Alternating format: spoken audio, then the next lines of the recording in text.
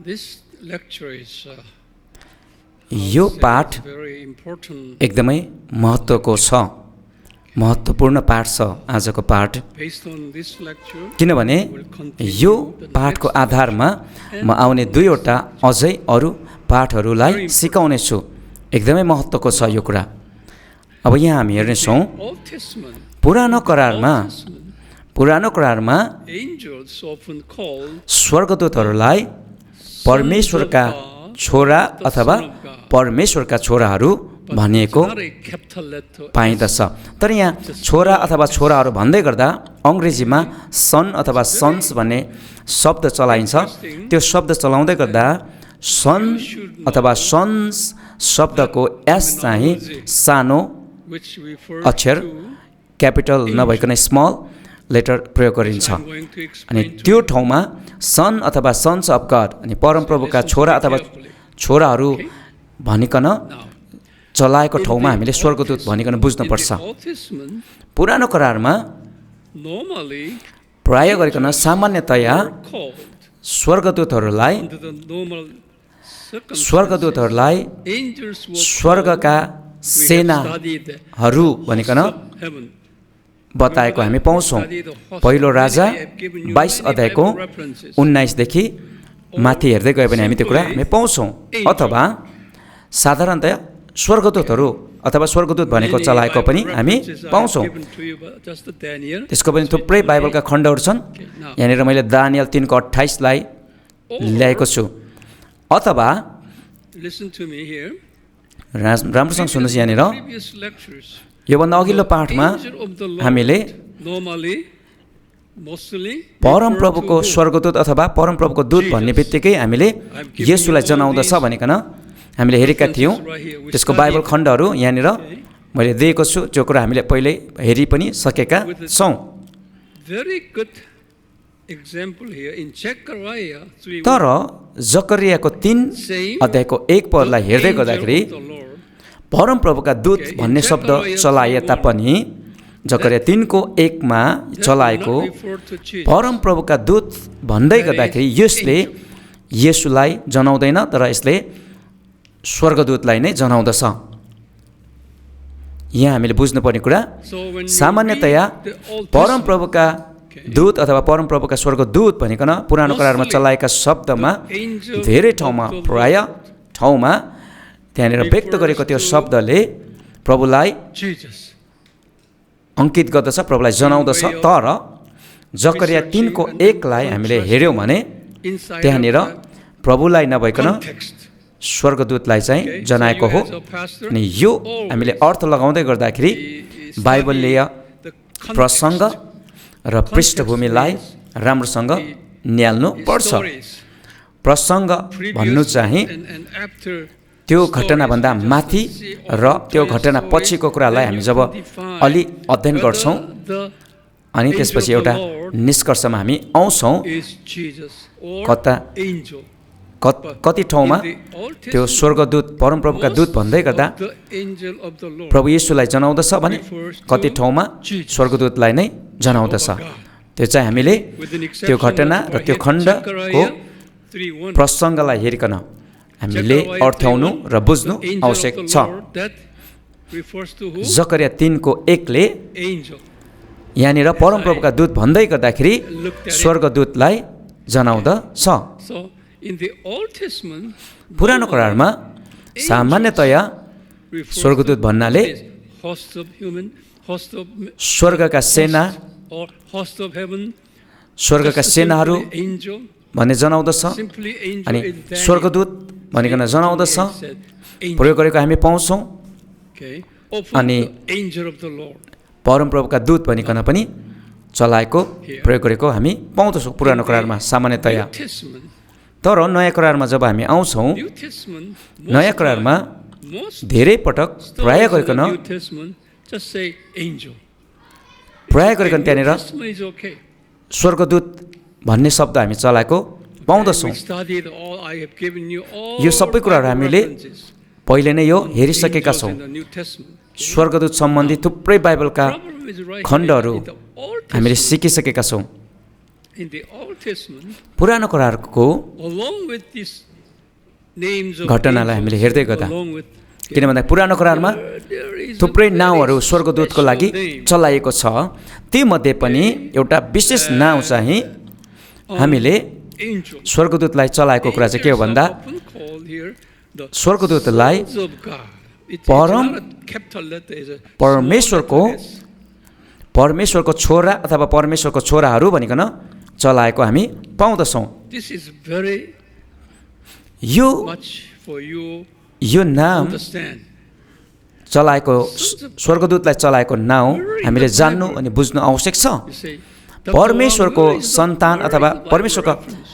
परमेश्वरको छोरा अथवा परमेश्वरको छोराहरू भन्ने In Job शब्द chapter 1, verse 6, स्वर्गदूतलाई कहाँ चलाएको छ भनिकन or हामीले Job हेर्ने हो भने chapter 2, verse 1. अयुब 1 को 6 पदमा And also अयुब the 2 को Job 1 पदमा 8, verse अयुब 7. 38 को 7 पदमा And हामी also यो Daniel, पाउँदछौँ त्यसै गरिकन दानियल 3 को 3:25. 25 मा र दानियल 3 को 28 मा पनि स्वर्गदूतलाई जनाउनको लागि I will give you more परमेश्वरको detailed सन्तान way. परमेश्वरको छोरा अथवा परमेश्वरको छोराहरू चलाएको हामी पाउँछौँ यसको विस्तृत कुरा म आउने पाठहरूमा बताउने छु दानियल 3 को 25 लाई हामी हेर्नेछौँ 3, verse 25, त्यो it says, घटनामा दानियल 3 को 25 देखि 28 सम्म हेर्दै गयो भने 4 men विशेष गरी 25 पदमा in the furnace, त्यहाँ दन्किरहेको आगोको भट्टीमा fiery 4 जना व्यक्तिहरू furnace. 4 men, देखा परेका छन् जसमध्ये 4 men. But 4 जना मध्ये clearly we know one man is खासमा Daniel, 3 जना मात्रै त्यहाँनिर आगोको बत्तीमा फालेको थियो जोहरू Abednego. सद्रक मेसक र अबेदनको थिए And तर he said, त्यहाँ verse 28 आगोमा को भट्टीमा 3 जना फाल्दै गर्दा अर्को एकजना व्यक्ति पनि देखा परेको वचनले बताउँदछ अनि त्यो अर्को चौथो व्यक्तिलाई चाहिँ वचन बाइबलमा अङ्ग्रेजी बाइबलमा the son of God Now in verse परमेश्वरको 25 and 28 छोरा that भनिकन son of God is बताएको छ angel. अनि तल 28 पदमा हामी जाँदै गर्दाखेरि फेरि वचनले भन्छ परमप्रभुले आफ्ना दूत पठाएर यी 3 जनालाई बचाउनु भयो भनिकन बताउँदछ अनि यहाँनिर भएको सन अफ गड परमेश्वरको छोरा भन्नाले स्वर्गदूतलाई जनाएको हो Are you with me? बुझ्दै हुनुहुन्छ Also तपाईँहरूले here in Job chapter अनि 1, verse 6, अयुबको पुस्तक 1 अध्यायको 6 पदमा पनि स्वर्गदूतलाई सन अफ गड भनिकन Son of God, परमेश्वरको छोरा right, along with भनिकन Satan. जनाएको छ अनि त्यहाँ बताएको छ नेपाली बाइबलमा स्वर्गदूतहरूसँगै भनेको छ तर अङ्ग्रेजी बाइबलमा सन्स अफ गड परमेश्वरका छोराहरू भनिकन त्यहाँनिर जनाएको छ अनि पुरानो करारमा जहाँ पनि परमेश्वरका छोराहरू अथवा परमेश्वरका छोरा भन्ने शब्द प्रयोग गरेको हामी पाउँछौँ त्यहाँ स्वर्गदूतहरूलाई उद्धृत गरेको भनेको हामीले जान्नु आवश्यक छ तर नयाँ करारमा आएपछि सन अफ गड अथवा परमेश्वरका छोराहरू भन्नाले फेरि विश्वासीहरूलाई जनाउँदछ मत्ती 5 को 9 मा मत्ती 5 को 45 मा र रोमी 8 को 14 मा चाहिँ परमेश्वरका सन्तानहरूलाई जनाएको हो यदि सन अफ गड अथवा सन्स अफ गडको एस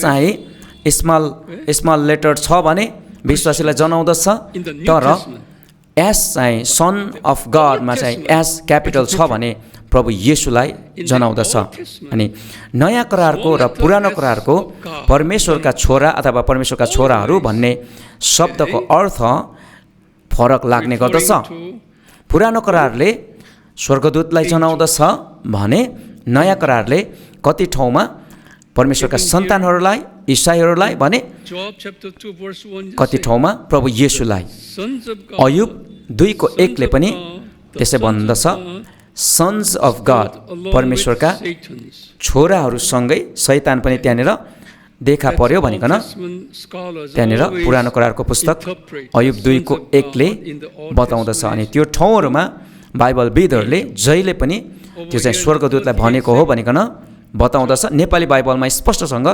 स्वर्गदूतहरू भनिकन लेखिएको छ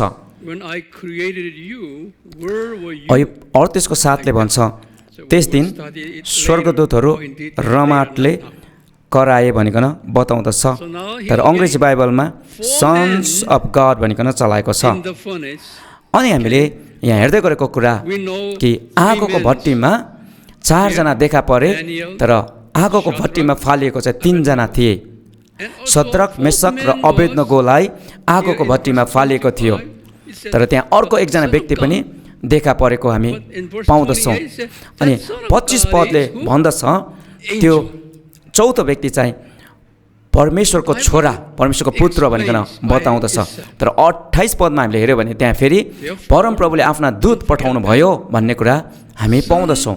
यस कारणले गर्दा in the Old Testament, son of God, always परमेश्वरको छोरा अथवा छोराहरू भनिकन पुरानो करारमा जहाँ पनि चलाएको छ त्यहाँ स्वर्गदूतलाई जनाएको New Testament, बुझ्नुपर्छ।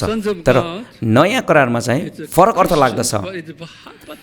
परमेश्वरका छोराहरू भनिकन पुरानो करारमा स्वर्गदूतलाई जनाउँछ भने, तर नयाँ करारमा परमप्रभुका छोराहरू भनिकन बताएको खण्डमा विश्वासीहरूलाई जनाउँदछ।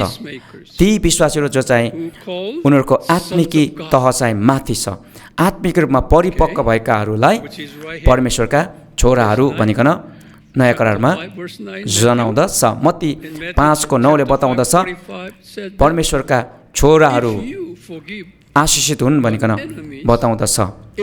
अनि त्यसै गरिकन यदि तिमीले आफ्ना शत्रुलाई क्षमा गर्छौ र आफ्ना शत्रुहरूको लागि प्रार्थना गर्छौ भने तिमीहरू परमेश्वरका छोराहरू हौ भनिकन 45 पदले बताउँदछ। रोमीको पुस्तकले भन्दछ यदि तिमीहरू आत्मिक रूपमा भरिपूर्ण छौ भने तिमीहरू परमेश्वरका छोराहरू कहलाइनेछौ भनिकन बताउँदछ। आत्मिकी परिपक्वता र उच्च तहलाई नयाँ करारमा परमेश्वरका छोराहरू भनिकन चलाएको छ। आत्मिकी स्तरहरू त्यहाँ छ, शिशु, बालक, किशोर अनि जवान र पुत्र र पिता भनिकन आत्मिकी तहहरू छ, जसमा छोराको तह पनि उच्च तह हो। पुरानो करारमा परमेश्वरका छोराहरू र छोरा भन्ने बित्तिकै स्वर्गदूतलाई जनाउँदछ भने नयाँ करारमा परमेश्वरका छोराहरू भन्ने बित्तिकै परमेश्वरका जनहरू, विश्वासीहरू जो चाहिँ उच्च तहमा आत्मिकी परिपक्व छन् उनीहरूलाई परमेश्वरका छोराहरू भनिकन बताएको छ। म आउने पाठहरूमा यही कुरालाई निरन्तर दिने छु अनि यहीसँग सम्बन्धित आउने पाठ हाम्रो हुनेछ। परमेश्वरले आशिष गर्नुभएको होस्। आमेन।